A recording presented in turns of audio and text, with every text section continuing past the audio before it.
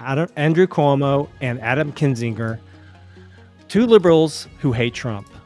Basically, it's a fan room of never Trumpers. And basically, COVID Cuomo, who is no stranger to his own scandals, seems to agree with basically Judge Judy that Trump is going to be the guy for this election. Then this comes as Trump is polling astonishing numbers in swing states and polls for the 2020 election at large. So let's dive into it. Yeah, let's get right into it. So I think around this part in the video is whenever they're discussing the immunity case that's coming up for Trump this week. Right. What explains the delay in the Supreme Court issuing a ruling on Trump's immunity claim? All right. Well, let's have one of you experts, first of all, explain what is the immunity claim. This is one of his 4 trials that he was supposed to have before the election took place. You know, don't get me started on that because I go off on that every week. They should have done this. They had all the time in the world. Merrick Garland, another useless apparatchik from the Democratic Party who couldn't get it done. The immunity They hate claim. each other. This is the one where Trump is claiming That's that true. you can't put me on trial for anything because as president, I can basically do anything, including kill people, right? I had immunity. And it's 114 days, I read, said that the Supreme Court has had this. Is there any reason they needed 114 days to think about this? No. I mean, look, I think obviously somebody's stalling. It's one thing when you put out a big landmark decision like Roe versus Wade and you do it at the end of a term because, abortion's been a certain policy for 50 years. This is a time of the essence. Okay, I want to stop Adam before we go any further because they're talking about the length of time it takes to write a case about immunity for a former president. We've never had a case like this before. I mean, Gorsuch even said during oral argument that we're writing a ruling for the ages.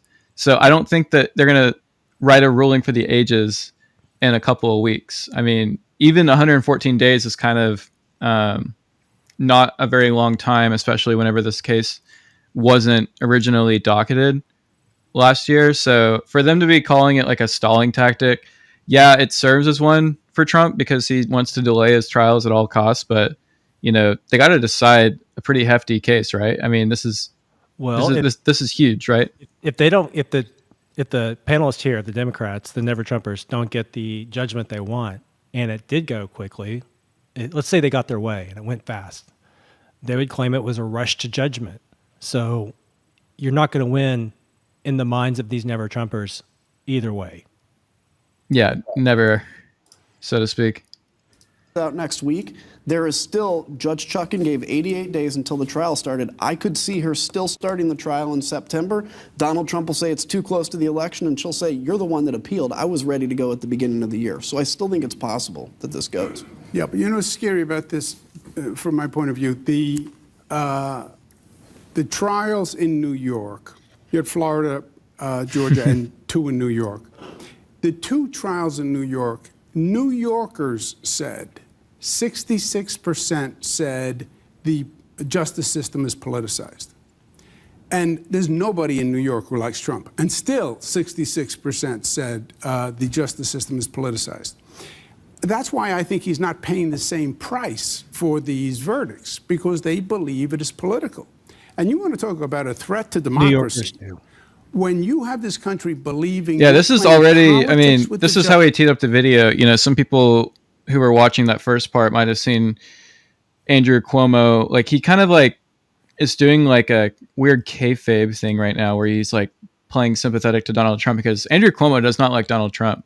No. I think he's being peculiar because he's out here trying to basically make an argument that hey, maybe the MAGA right is correct about the politicization of the Justice Department, because even 66% of New Yorkers who are mostly Democrats also think it is, but maybe they think it is for different reasons than, Trump supporters might think it is. So he's trying to he's definitely trying to look at this as almost like a post Biden option for people who are like, hey guys, I get it. I think I agree. I think the justice system is politicized, A lot of this, I think, is posturing for post-election politics, preparing preparing the beachhead for what's coming or what's going to happen, that storm that's going to hit. And everyone's trying to find their musical chair, so to speak, before the music stops. Yeah, that's a good way to put it. Yeah, I'm curious to see how far he goes to defend him, though. Justice system, and you're trying to put people in jail or convict them for political reasons, then we have a real problem. Well, and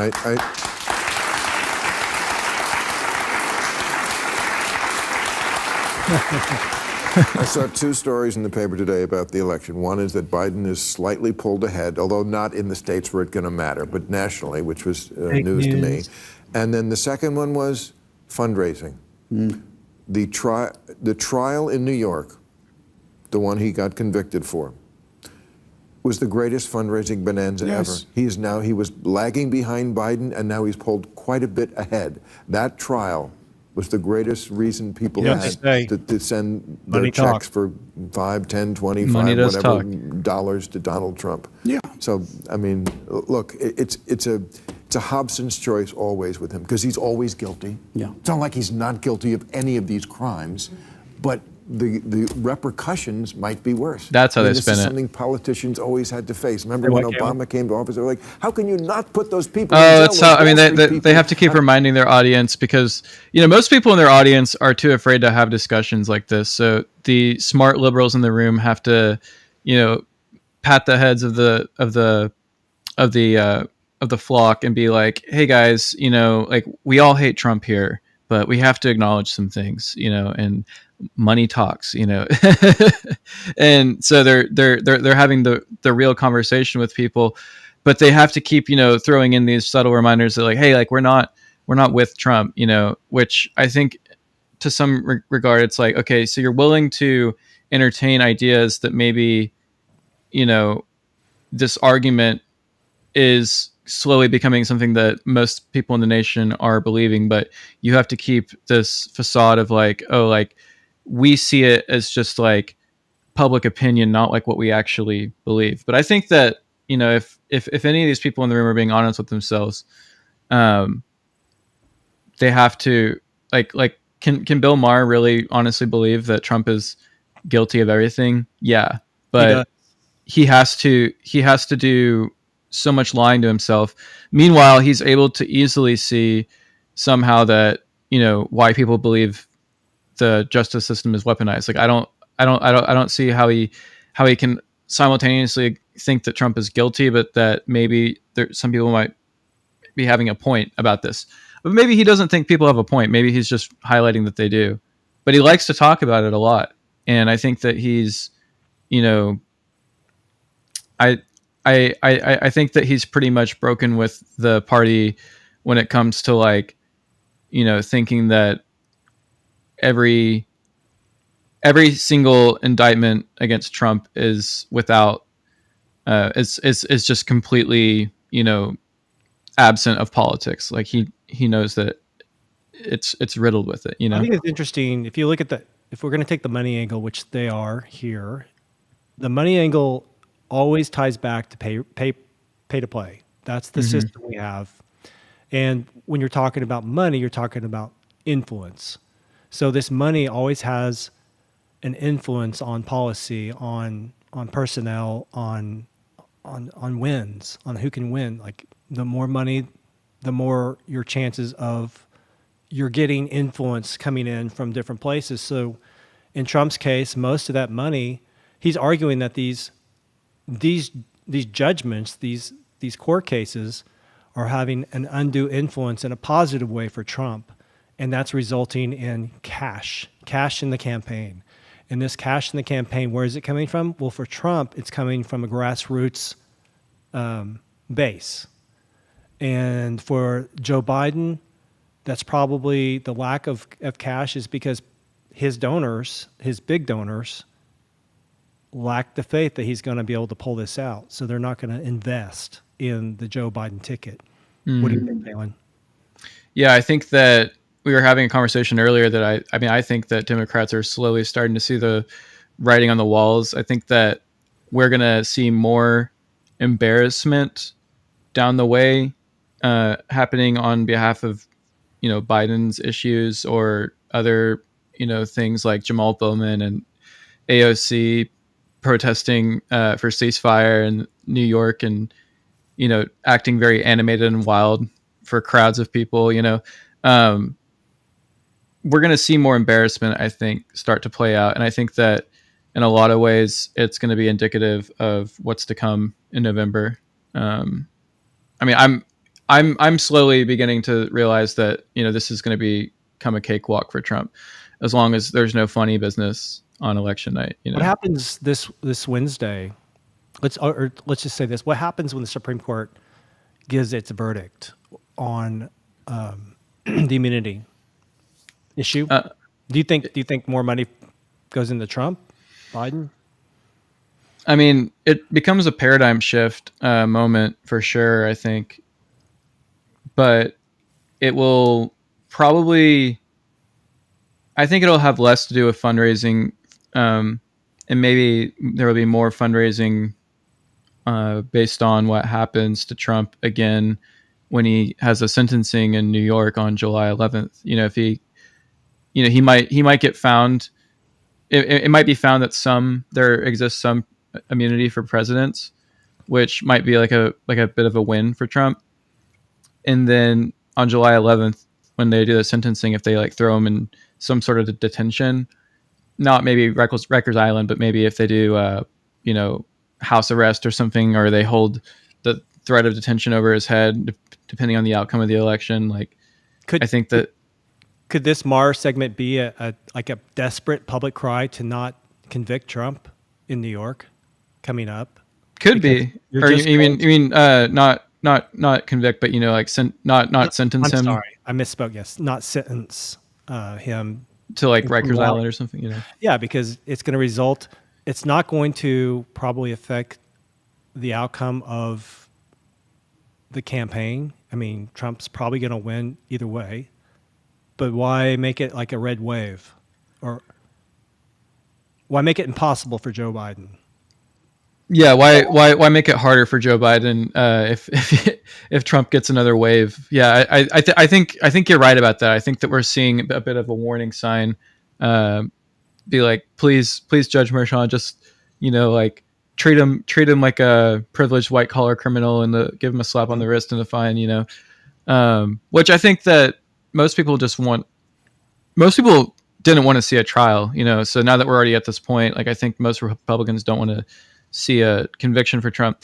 But I think most Republicans know that the judge is going to be, taking into an account all the other factors that were kind of BS along the way. And I think that they're worried that this judge could be even more communist than what he's, shown so far. Before we play on this again, I want to ask, how will the silencing of Trump due to the court play into this going forward? So on Thursday, there's going to be a debate, the first debate of the election, and Trump is not going to be permitted to say certain things because he's still under a gag order in New York. He can't talk about. That's a for sure thing. Yeah. So during the debate, Joe Biden can say something really cutting about Trump's predicament, and Trump can't respond. Or yeah, so say for example, Biden could be like, he targeted a judge's daughter and talked about and caused violent threats to happen against her.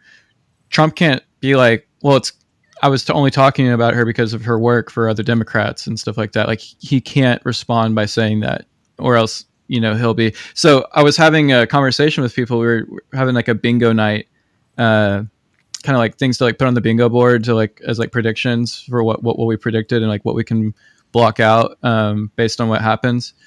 And one of my predictions was that Trump's going to break his gag order. Why not? Yeah, why not? Yeah, it make him look like a badass. Do they actually talk about that here? I don't think they do. No, but that's my personal prediction. I haven't seen a lot of people talking about that. I'm sure some people have, but I mean, well, the nature of the gag orders, in my view, a little vague. So Trump could do his best to stay away from it, but Merchan could still come back and say, no, you actually did it here. And they could have an argument over what was meant by the meaning of whatever he said was. So I don't know how you avoid it anyway. Yeah. And I think that some people could argue like it'd be a pretty powerful argument to say the president of the United States baited me into breaking my gag order. I don't think that would stand up in a court of law, but I think it would still be tough to say. So as much as this is set in the theater of the court, we are battling in the court of public opinion. Yeah, we're taking this.